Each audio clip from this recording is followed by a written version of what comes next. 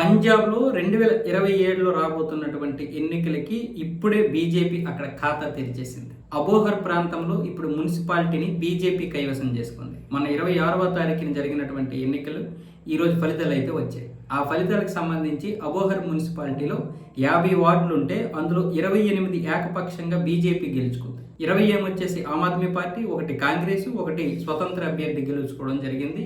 ఇప్పుడు అక్కడ బీజేపీ కార్యకర్తల ఆనందానికి అద్దులు లేకుండా పోయింది. అంటే ఇక్కడ ఆమ్ ఆద్మీ పార్టీ భయపడుతున్నట్లుగానే జరిగింది.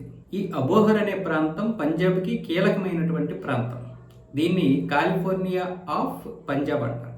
ఎందుకంటే అక్కడ పండేటటువంటి బలమైనటువంటి వ్యవసాయ ఉత్పత్తులు ఇక్కడ కూడా పండుతాయి. అలాంటి భూమి కలిగినటువంటి ప్రాంతం అబోహర్. అందుకే దానిని కాలిఫోర్నియా ఆఫ్ పంజాబ్గా పిలుస్తారు. ఈ యొక్క మున్సిపాలిటీ చాలా కీలకం. అలాగే మిగతా ప్రాంతాల్లో కూడా మొత్తం 8 మున్సిపాలిటీల్లో నిన్న ఎన్నికలు జరిగాయి. అదే 26వ తారీఖు. అక్కడ మొత్తం బీజేపీకి మంచి సానుకూలమైనటువంటి ఫలితాలు వచ్చాయి. ఈ అబోహర్ ప్రాంతాన్ని పూర్తిగా గెలుచుకోవడం వల్ల మొట్టమొదటిసారి పంజాబ్లో బీజేపీ మేయర్ స్థానాన్ని అధిష్ఠించినట్లు అవుతుంది. రాబోయే ఎన్నికలకి పంజాబ్ ఏ విధంగా ప్రధానమైనటువంటి కీలకంగా మారిందో చూడండి. ఇప్పుడు ఆమ్ ఆద్మీ పార్టీ వాళ్ళు అనుకుంటారు బీజేపీ వైపు తరలిపోతున్నారు ఓటర్లు. సంవత్సరం ఉంది కాబట్టి బహుశా ఏదైనా పథకాలు అవి ఇవి చెప్పి ఏదైనా చేయొచ్చు. కానీ ప్రజల యొక్క మార్పుని ఎవరు ఆపలేరు. ప్రజలకు అర్థమైపోతుంది, మార్పు చెందుతున్నారు. దేశం అంటే ఏంటి, జాతీయ భావజాలం అంటే ఏంటి, జాతీయ భావజాలంతో ఉన్నటువంటి పార్టీలు అంటే ఏంటి, ఈ రాజకీయ నాయకులు ఏం చేస్తున్నారు అన్నీ తెలుసుకుంటున్నారు, విశ్లేషించగలుగుతున్నారు. అది తెలుసుకోవాలి. మంచో చెడో ఒకరి చేతిలోనే ఉండాలి. ఉంటే కాంగ్రెస్ చేతిలో ఉండాలి, లేదా బీజేపీ చేతిలో ఉండాలి.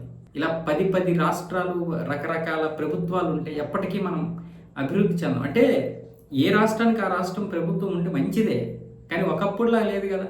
ఇప్పుడు ఈ రాష్ట్రాలకు సంబంధించినటువంటి వాళ్ళందరూ ఏకమైపోయి కేంద్ర ప్రభుత్వానికి వ్యతిరేకంగా అంటే పోనీ సరే రాజకీయాల్లో అది కామని, కానీ జాతీయ భావజాలానికి వ్యతిరేకంగా వస్తే ఏంటి పరిస్థితి? అదే జరిగిందిగా. TMC, SP, DMK, LDF, UDF, అటేమొచ్చేసి ఒమర్ అబ్దుల్లా పార్టీ, అలాగే పీటీపీ ఏదో ఉంది, అది అన్ని పార్టీలు ఏకమైపోయి ఏదైనా ఒక బిల్లు పాస్ అవ్వకూడదని చేస్తే, ఒక పథకం పాస్ అవ్వకూడదంటే, లేకపోతే దేశానికి సంబంధించినటువంటి ఏదైనా అభివృద్ధి కార్యక్రమానికి కట్టుబడితే ఇంకెప్పుడు మనం అభివృద్ధి సాధిస్తాం?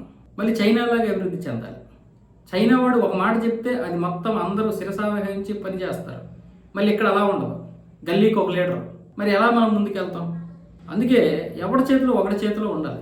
దేశం కోసం పాటుపడుతున్నటువంటి బీజేపీ చేతిలో ఉన్నా పర్వాలేదు, కనీసం చైనాతోటైనా పోటీ పడతాం. ఇంకెన్ని రోజులు మనం ఈ పాకిస్తాన్తో కంపారిజన్ చేసుకుంటాం?